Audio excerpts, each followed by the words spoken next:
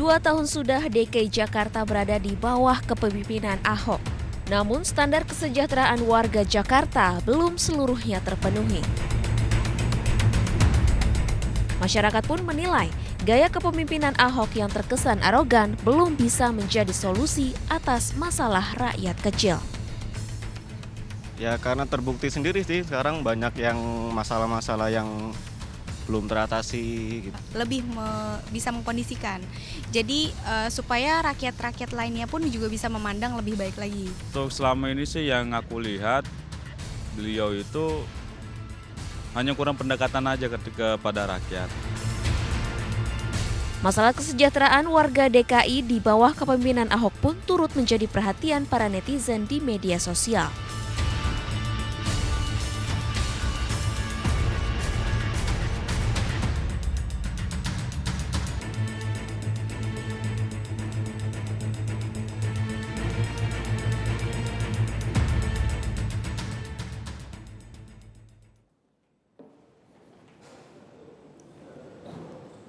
Ya Bu Ratna, apakah adil membebankan kesalahan kolektif gubernur-gubernur sebelumnya hanya kepada gubernur saat ini Basuki Cahayapurnama?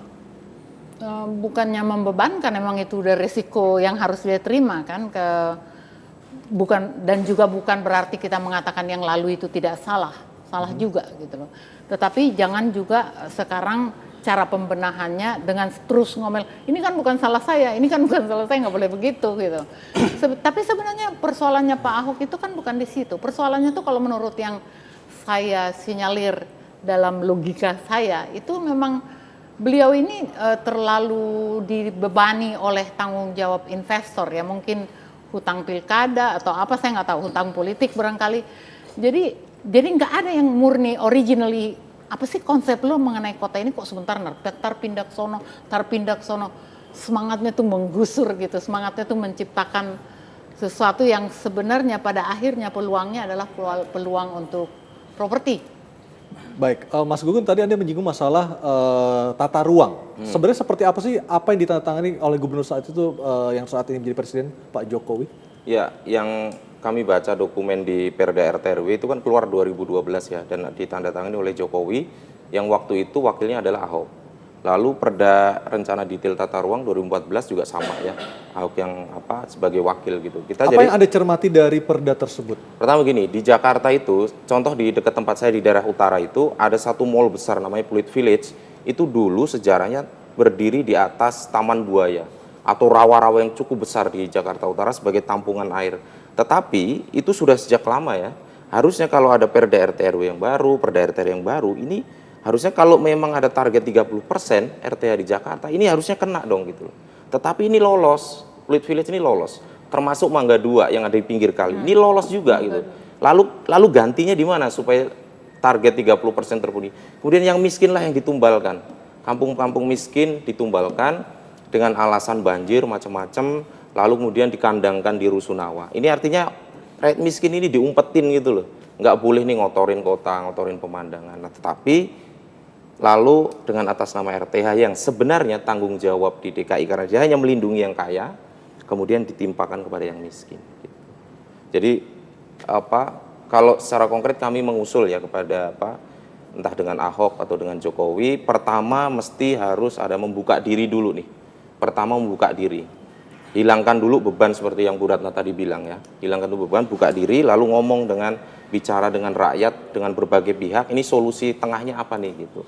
Kita sudah buktikan di berbagai tempat di Surabaya, di Makassar, Kendari bahwa ada cara lain selain penggusuran. Contoh penataan di tempat. Di Surabaya di pinggir kali bisa ditata. Tapi meskipun kita juga tidak ada juga membandingkan Jakarta yang ibu kota negara, masyarakatnya sangat beragam, sangat heterogen dengan Surabaya yang homogen atau Kendari yang homogen, seperti itu. Betul, tetapi ada cara lain. Itu maksudnya Surabaya itu hanya contoh. Ketika pemimpin dengan rakyatnya itu duduk bareng mencari solusi itu ada. Jakarta contoh dengan kepadatan yang cukup tinggi, harusnya prinsipnya adalah vertikal. Kita bisa bangun kampung susun dengan kampung deret seperti kampung itu. Deret dengan tradisi, budaya, perkampungan kita, kampung kota, jangan seperti Singapura yang mati ya, kota mati ya. Jadi sangat berbeda dengan tradisi di kita begitu. Pak Pantas, apa yang akan dilakukan DPRD untuk mengatasi segala kerutan yang terjadi di Jakarta, khususnya masalah kemiskinan dan juga penggusuran ini? Kata kunci yang pertama adalah harus konsisten. Konsisten? Konsisten dengan rencana yang benar. Apakah sejauh ini rencana sudah benar? Fakta, salah satu penyimpangan-penyimpangan yang terbesar yang mengakibatkan kondisi seperti demikian gawat sampai sekarang ini adalah inkonsistensi terhadap rencana tata ruang wilayah. Itu yang terjadi. Nah, maka ya sekarang kondisinya sudah kadung begini, nggak ada gunanya lagi kita menangisi, menyesali apa yang sudah terjadi, tetapi sekarang bagaimana kita menumbuhkan keyakinan. Bagaimana pemerintah meyakinkan masyarakat bahwa inilah kondisi yang terbaik yang harus kita lakukan sekarang untuk menatap masa depan yang lebih baik tentang Jakarta. Oke. Jadi harus ada upaya yang kondusif lah. Jadi saya setuju bahwa memang harus ada upaya rembuk, memberikan penyadaran-penyadaran lah begitu. Ya, tetapi itu jangan sepihak juga. Kalau menurut saya harus ada kesadaran keadilan ya.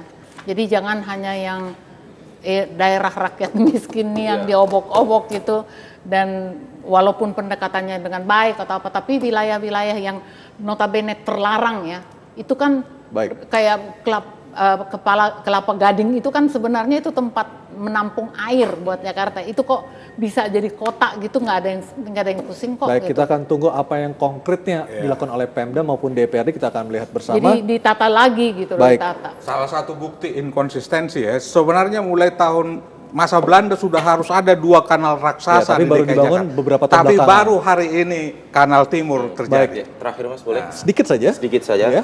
Dengan Ahok atau pemerintah ini melakukan penggusuran sebenarnya menunjukkan 2 hal. Satu, Pemda tidak punya konsep untuk kampung miskin.